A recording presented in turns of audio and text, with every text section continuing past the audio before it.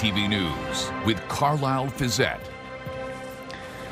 Good evening. Thanks for joining us. We begin tonight with a developing story out of Ottawa. The Liberal government is expected to lose an MP tomorrow when the former Environment and Climate Change Minister resigns. According to multiple sources, Stephen Guilbealt will step away from federal politics, a decision largely seen as a protest against Mark Carney's climate policies. With more, here's Michael Couture. Prime Minister, Mr. Guilbealt, has he told you about his future, sir? Prime Minister Mark Carney sidestepped questions about his former minister, who will soon become his former MP. After nearly 7 years on Parliament Hill, Stephen Guilbealt confirmed to CTV News that he is quitting politics. He's expected to make it official at the Liberal caucus meeting on Wednesday.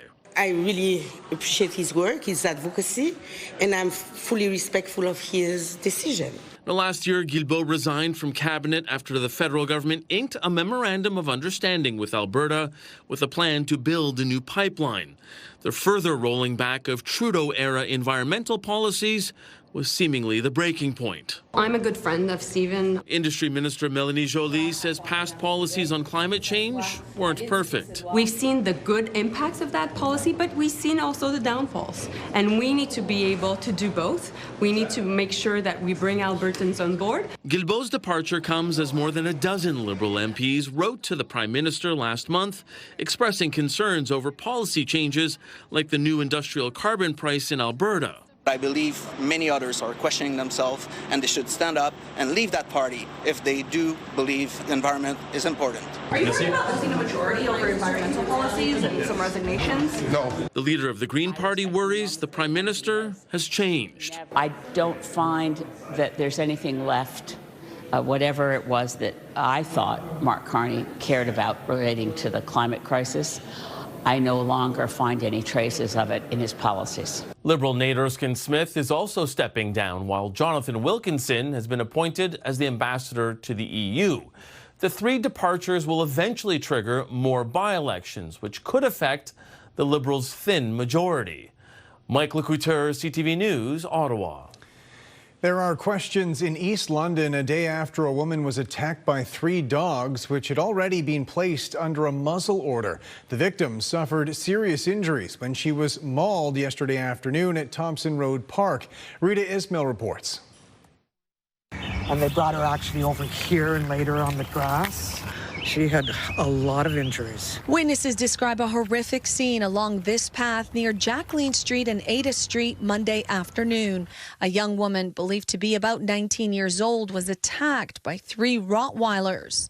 I had heard a god-awful cry for help. It scared me really bad, and I had to go back and see what it was, and I found a woman with 3 dogs attacking her, and I just yelled at the top of my lungs for them to back away from her. Police later warned the public to stay vigilant after the dogs were reportedly seen running loose in the area. In a statement today, the city confirmed that all 3 dogs have been captured and are secured at London Animal Care Centre. The city also revealed the dogs were already known to animal control officers and were under a muzzle order at the time of the attack. Police say the woman was taken to hospital with serious injuries. Yeah, she looked pretty bad. She had her bone was showing on her leg.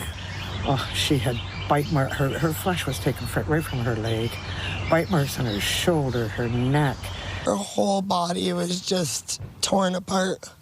It was horrible.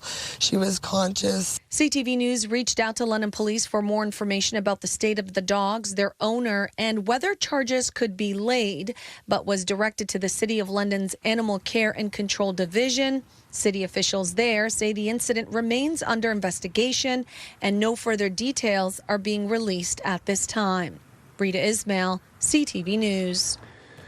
More than a year after City Council seized control of the London Transit Commission, the previous LTC chair is pulling no punches in her assessment of a consultant's report, which recommends only minor adjustments to the governance model. Daryl Newcomb reports. That is quite the expensive I told you so. The report essentially supports exactly what I proposed on behalf of the Commission in March 2025. The former chair of the London Transit Commission says a governance review and audit by a consultant supports what she argued for over a year ago, as council prepared to debate a motion that would temporarily disband the commission following the resignation of 3 members. My message is, do the audit, ice this motion for a year, and let's work together. We have a governance crisis. Ultimately, council removed Marintet and the remaining commission made up of citizen appointees and 2 seats reserved for councillors. It's been temporarily replaced with the current commission made up entirely of council members. Marintet says the transition period led to a learning curve as well as a loss of institutional knowledge. Wandering into that situation with no experience or any real context for what's actually going on at the ground level, that definitely triggered a loss of momentum on some key issues. Council spent $132,000 on the consultant's review that recently concluded the LTC should not become an internal department at City Hall, but instead return to a mix of citizens and council members, this time with politicians filling a majority of the seats. The main takeaway from the report is that there has to be closer coordination between City of London staff, City Council, LTC staff, and the LTC board.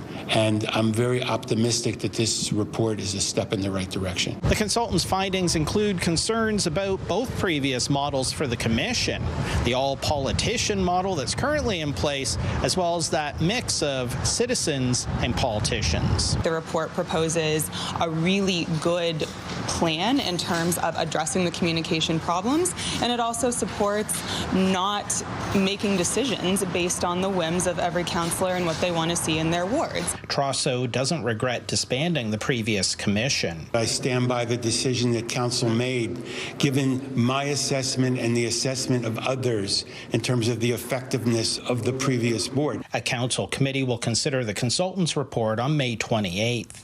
Daryl Newcomb, CTV News. The head of London's regional HIV/AIDS connection says once the city's only supervised consumption site closes, there will be a major gap in life-saving services. As Brian Bicknell reports, starting next month, staff will be turning clients away.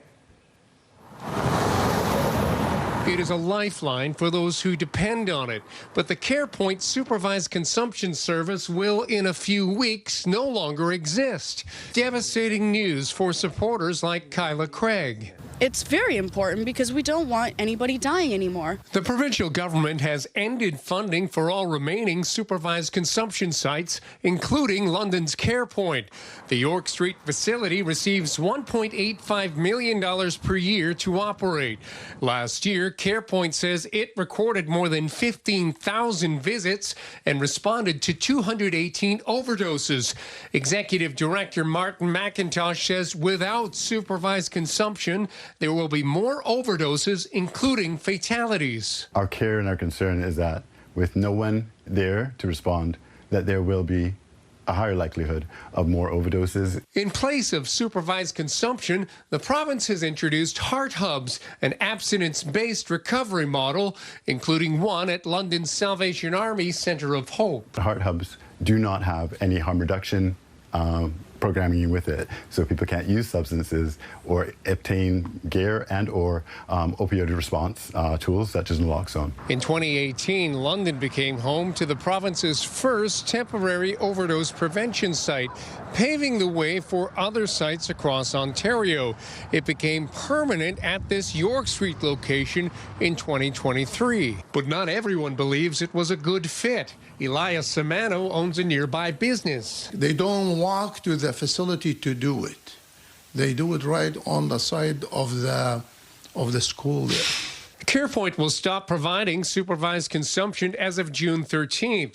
McIntosh says it will continue to operate from the York Street location for the time being, providing other services like safer substance use supplies, health, and social supports. He says 27 out of 72 staff members will lose their jobs.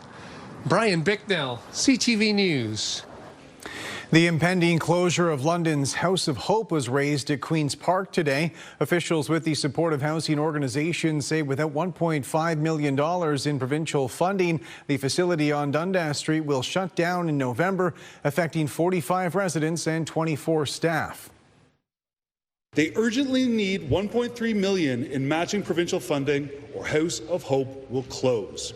My question, how can the Premier sleep at night knowing 45 people will soon lose their homes? Well, Speaker, indeed, the House of Hope has been a great pilot project.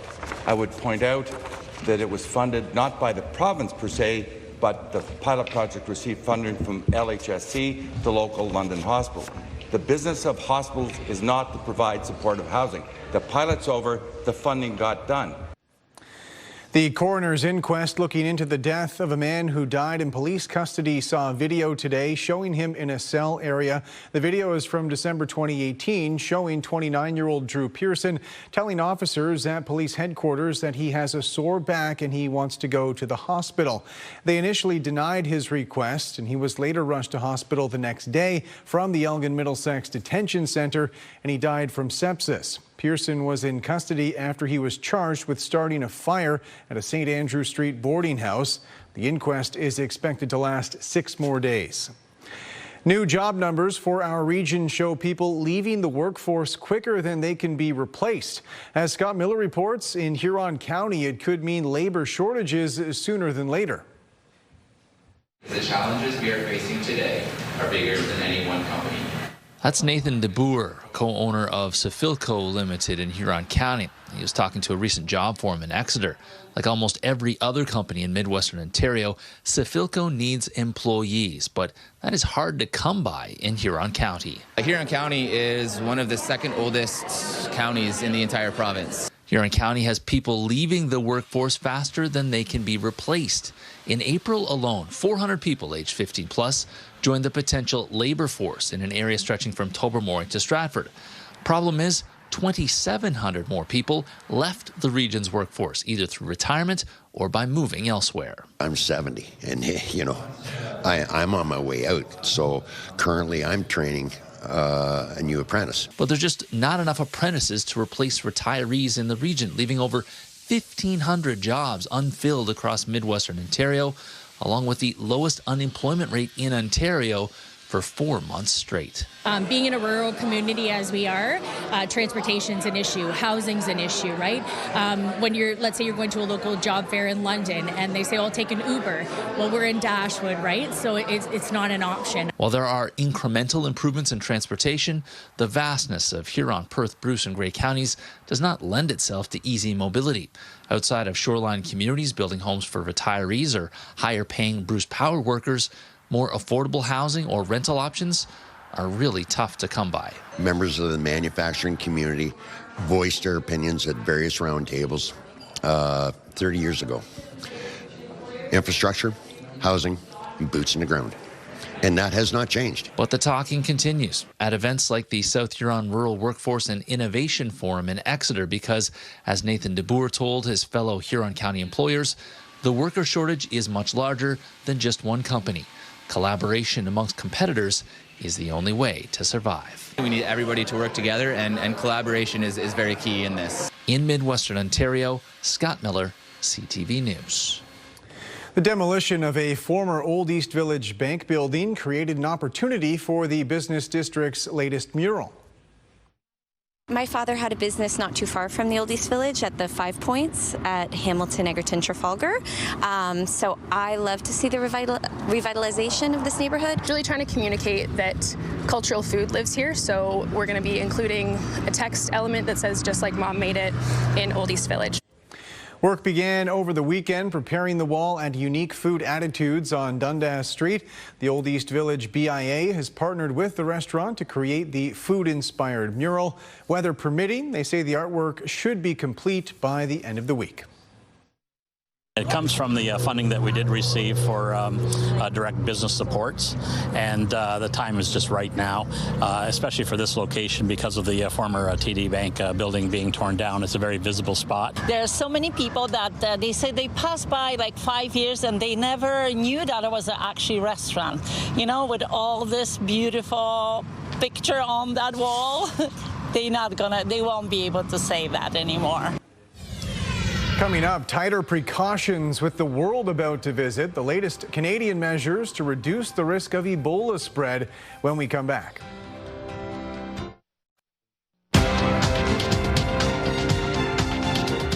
Canada's main stock index was weighed down today as investors wait and see what happens with a potential Iranian peace deal. The TSX lost 177 points. In New York, the Dow fell 118. The Nasdaq gained 312. The Canadian dollar lost a modest 0.04 cents. On commodity markets, gold dropped almost $21 an ounce, and oil fell almost $3 a barrel. New data from Equifax Canada shows insolvency volumes have reached their highest level since 2009. The report found homeowner insolvency jumped more than 11% since the fourth quarter of 2025. Total consumer debt rose to $2.66 trillion, a year-over-year increase of 4%. Meanwhile, mortgage delinquency balances rose 32% nationally, including 52% in Ontario, and roughly 1.5 million Canadians missed at least one credit payment in the first quarter of 2026. Federal officials are imposing tighter border measures in response to a new strain of Ebola spreading in Central Africa.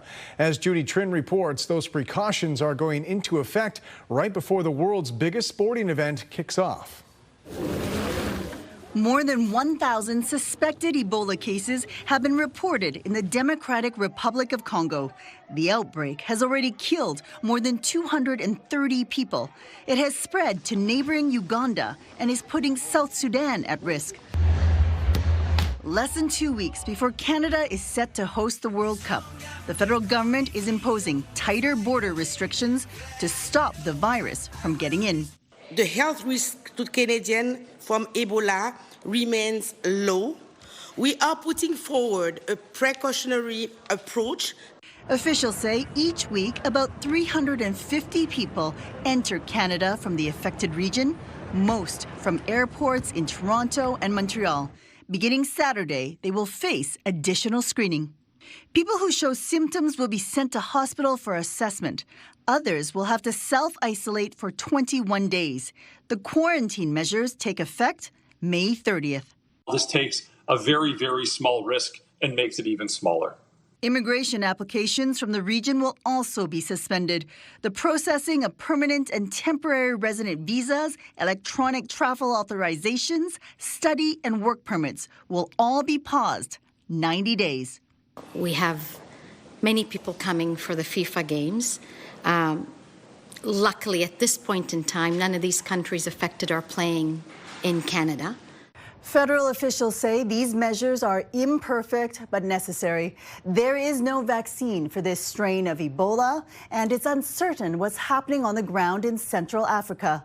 40% of the people who arrive from the DRC, Uganda, and South Sudan every week are foreign nationals, but the majority are Canadian citizens and permanent residents. Judy Trin, CTV News, Ottawa. Good evening. Partly cloudy overnight and temperatures on the mild side. As we head into your Wednesday morning, lots of sunshine. Thanks, Nikki, for this photo of Dante. Dante looks ready for a walk. Heading out for a walk in the morning. Temperatures quite pleasant, 15 to 16 degrees, mainly sunny. Stay with us. I'll have your local weather details in just a few minutes.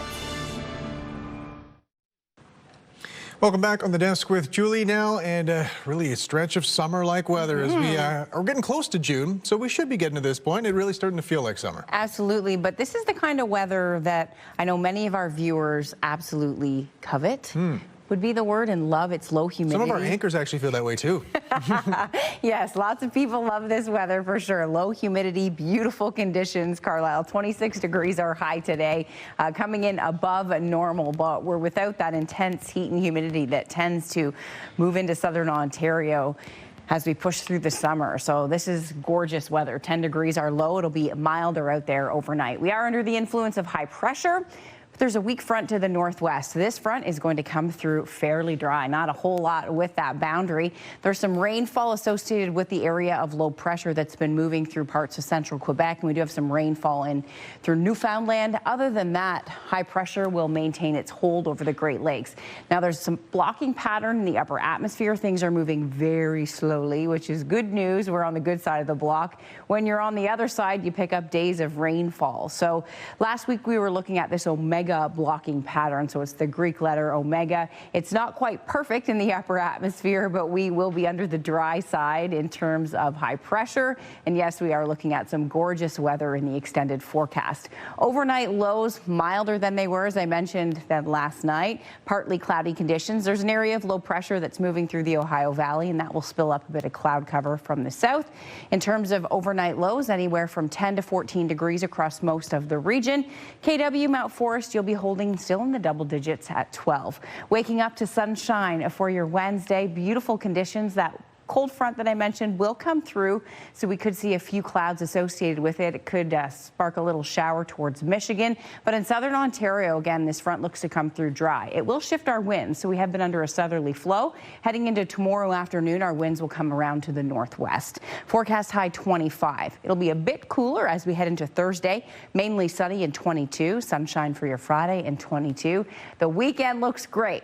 This is the time of year where people want to get out and stain their decks, perhaps do some sanding. All of those activities you need to do when you have dry days in a row. I know people like to do their driveways as well.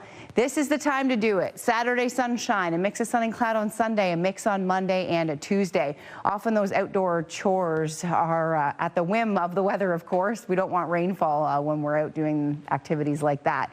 Midwestern Ontario, you have lots of sunshine in your forecast as well. Sunshine to mainly sunny over the next few days. A mix of sun and cloud coming in our way for the weekend. Temperature 22 to 23, and then as we head into the weekend, 19 to 20 degrees. Mix of sun and cloud holding into Monday and Tuesday. Now we could see a shower as we head toward the weekend at night. However, the probability is 30%. So I'm not looking at any rain for days. So enjoy this gorgeous weather and expect that sunshine to hold as we head right through the weekend. Carlyle, back to you. Thanks, Julie. The 2026 Southwest Food Innovation Summit was held in London today. Jerry Dewan has more on the event's mission and some of the success stories. The Food Summit is designed to help entrepreneurs expand their small and medium-sized agri-food businesses. Summits like this help provide that fodder that continues to grow these companies and help achieve scale, create employment and economic impact. In recent years, London has attracted a number of international agri-food companies who value being in the province's agricultural heartland. But London Economic Development Corporation President Kapil Lakotia says it's equally important to encourage homegrown entrepreneurs. It's like the perfect recipe. None of these ingredients work in isolation. So we need the infrastructure, the workforce capacity, the innovation culture, and so much more for all these companies to come together and create an ecosystem of support. The summit was held at The Grove, an agri-food business incubator. Picasso Snacks is one of its startup businesses, adapting a chickpea recipe from the south of France. My heritage is from the south of France, so I loved the simplicity of the meal and the snack and wanted to bring it back to Canada. Picasso Snacks has continued to grow dramatically since launching at the end of 2022. We actually have some big news. We're launching in Walmart nationally in August, and we're launching Costco roadshows in July and September. They credit support received at The Grove and through other business agencies for their success. Some of those mentors ended up becoming investors actually and helping us develop new products. Other ones helped us a lot with like regulations and navigating the whole food compliance side of things. Emily O'Brien was the keynote speaker at the summit. She's an entrepreneur and founder of Comeback Snacks, a specialty popcorn company. But her path to success was unconventional, having served a 4-year federal prison term after being arrested carrying drugs through Pearson International Airport. Marketing out people, if you want someone to open a letter, send it from prison. Yeah. O'Brien wrote to successful business leaders for recommendations after she and other inmates started experimenting with popcorn recipes during their incarceration. She launched her business shortly after leaving prison and has used it to help other former prisoners looking for a fresh start. I kept going. I was like, I'm going to do this. Within 6 months, I had my first hire that had someone that had been incarcerated in Kingston. O'Brien stresses that everyone will face adversity and says perseverance is critical. More than 250 people attended the Food Summit, and organizers say they plan to expand the event in coming years. Jerry Dewan, CTV News.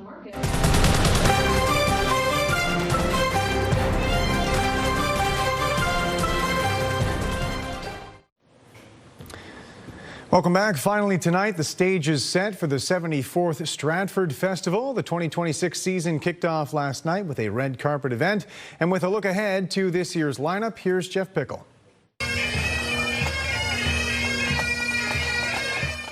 Every great show has its key moments. The slow build of momentum through the evening before the big celebration kicking off the 2026 season.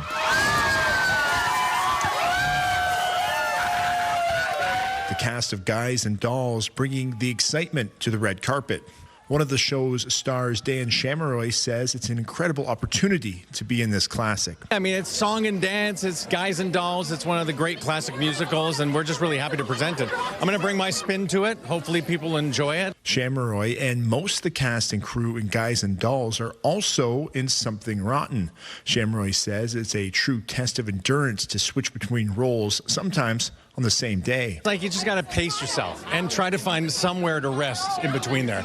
They require different vocal demands, and so I just got to sort of chill out when I have an opportunity to do that. But I'm very, very excited to do Rotten again for the people and play these really wonderful parts. Both plays are directed by longtime Stratford director Donna Fiore. Big, huge production numbers in that show. Both shows are musical comedies, and so Something Rotten is crazy. I call Something Rotten.